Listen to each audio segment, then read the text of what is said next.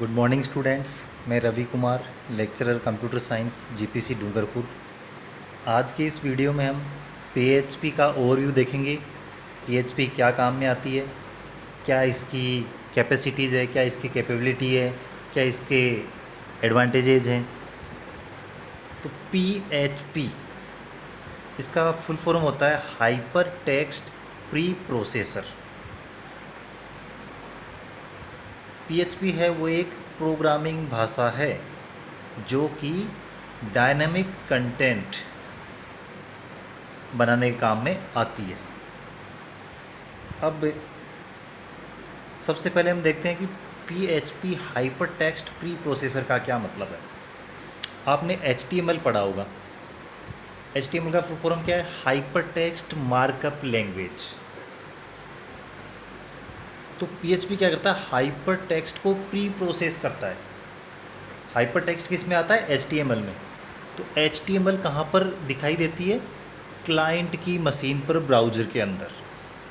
तो वो आती कहाँ से है? पीएचपी रन करती है सर्वर मशीन पर, और पीएचपी का जो आउटपुट होता है वो होता है एचटीएमएल, और वो एचटीएमएल क्लाइंट मशीन पर जाके रन होती है। तो पीएचपी क्या करता है? हाइपर टेक्स्ट को प्री प्रोसेस करता है। पीएचपी का जो आउटपुट है वो आता है एचटीएमएल में, और एचटीएमएल सर्वर ब्राउज़र के ऊपर सेंड कर देता है एचटीएमएल कोड को। एचटीएमएल कोड का फाइल एक्सटेंशन होता है .html। ये ब्राउज़र पर, क्लाइंट मशीन पर रन होता है।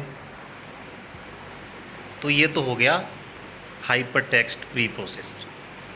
उसके बाद में हमने बताया कि ये वेबसाइट बनाने के काम में आता है। हम वेबसाइट बनाते हैं, और वेबसाइट कहाँ रन होती है? सर्वर मशीन पर। वो कैसी वेबसाइट? Dynamic content. दो तरह का होता है, एक स्टैटिक होता है और एक डायनामिक होता है। स्टैटिक का मतलब ये होता है कि उस वेबसाइट के अंदर फ्रीक्वेंटली चेंजेस नहीं होते हैं। जैसे सिर्फ इन्फॉर्मेशन दिखाने के लिए जो वेबसाइट्स होती है, जैसे किसी स्कूल की हो गई, कॉलेज की, जो सिर्फ वेबसाइट, जिस वेबसाइट पर सिर्फ इन्फॉर्मेशन डिस्प्ले हो रही है, उस पर नॉर्मली इतनी जल्दी जल्दी हम चेंज करते नहीं हैं। और कभी चेंज करने की ज़रूरत भी पड़ती है तो हमें उसका जो कोड है उसको चेंज करना पड़ता है, एचटीएमएल कोड को। तो सिर्फ एचटीएमएल की हेल्प से हम स्टैटिक वेबसाइट बना सकते हैं। लेकिन अगर हमें डायनामिक वेबसाइट बनानी है, डायनामिक मतलब जो फ्रीक्वेंटली चेंज होती रहती है, ठीक है। जैसे शेयर मार्केट वेबसाइट देखो। अब शेयर मार्केट का जो किसी भी शेयर का है, वो उसके जो प्राइस है वो ऊपर नीचे होते रहते हैं। ऐसे ही खूब सारी वेबसाइट्स हैं जिन पर हर सेकंड, हर मिनट या हर घंटे में या डेली चेंजेस होते रहते हैं।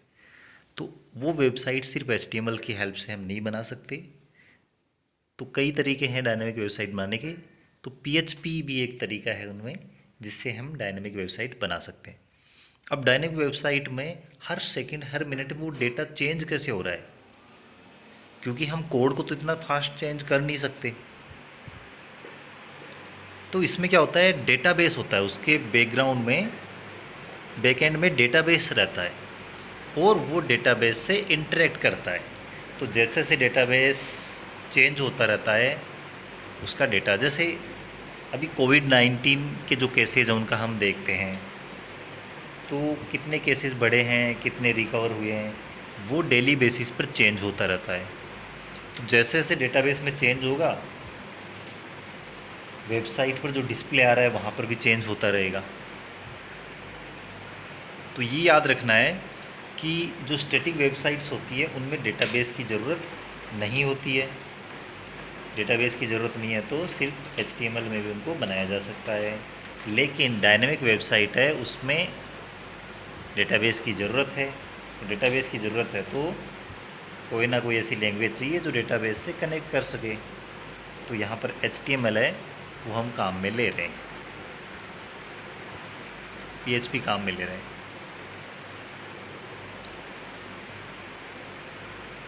पीएचपी है एक सर्वर साइड स्क्रिप्टिंग लैंग्वेज जो एचटीएमएल में एम्बेडेड है। मैंने बताया एचटीएमएल का रन होती है क्लाइंट मशीन पर, ये हाइपर टेक्स्ट मार्कअप लैंग्वेज है और PHP server side scripting language है। तो क्लाइंट साइड की स्क्रिप्टिंग लैंग्वेज कौन सी है? जावा स्क्रिप्ट, ठीक है, वो क्लाइंट साइड की है। तो HTML और जावा स्क्रिप्ट रन होती है क्लाइंट मशीन पर, PHP रन होती है सर्वर पर। PHP का उपयोग dynamic content, database, session trekking और यहाँ तक कि जो संपूर्ण ई-कॉमर्स वेबसाइट है वो बनाने के लिए किया जाता है। जैसे अमेजन है, फ्लिपकार्ट है, ऐसी वेबसाइट्स भी हम PHP से बना सकते हैं।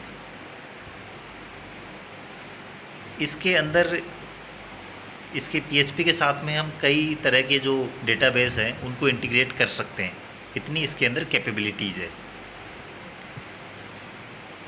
हम चाहें तो MySQL काम में ले सकते हैं, इसके साथ में PostgreSQL ले सकते हैं, Oracle ले सकते हैं, Sybase ले सकते हैं, Informix ले सकते हैं, Microsoft SQL सर्वर काम में। तो इतने तरह के डेटाबेस है, उनमें से कोई भी एक डेटाबेस हम इसके साथ इंटीग्रेट कर सकते हैं, सबके साथ में ये काम करने में सक्षम है। तो ये इसकी कैपेबिलिटी हो गई PHP की कि कई सारे डेटाबेस है, उनमें से कोई भी डेटाबेस आप काम में ले सकते हो इसके साथ में। PHP अपने एग्जीक्यूशन में फ़ास्ट है, बहुत फास्ट एग्जीक्यूशन होता है। तो ये जो मैं चीज़ें बता रहा हूँ, इसकी खूबियाँ बता रहा हूँ, आप इसकी विशेषताएं बता सकते हो, कैरेक्टरिस्टिक्स पूछ सकते हैं, इससे एडवांटेज पूछ सकते हैं आपसे, कैपेबिलिटीज़ या इसकी कैपेसिटीज़ पूछ सकते हैं। कैसे भी आपको एग्ज़ाम में घुमा के क्वेश्चन पूछा जा सकता है, लेकिन चीज़ें यही आएगी उनमें। PHP POP3, IMAP, LDAP जैसी बड़ी संख्या में प्रोटोकॉल सपोर्ट करते हैं। तो जो मैसेजिंग प्रोटोकॉल्स हैं, ईमेल्स के लिए काम में आते हैं, POP3 पोस्ट ऑफिस प्रोटोकॉल है, IMAP है, LDAP है, इनको सबको ये PHP सपोर्ट करता है। और PHP 4 में तो जावा के लिए भी सपोर्ट जोड़ा गया है।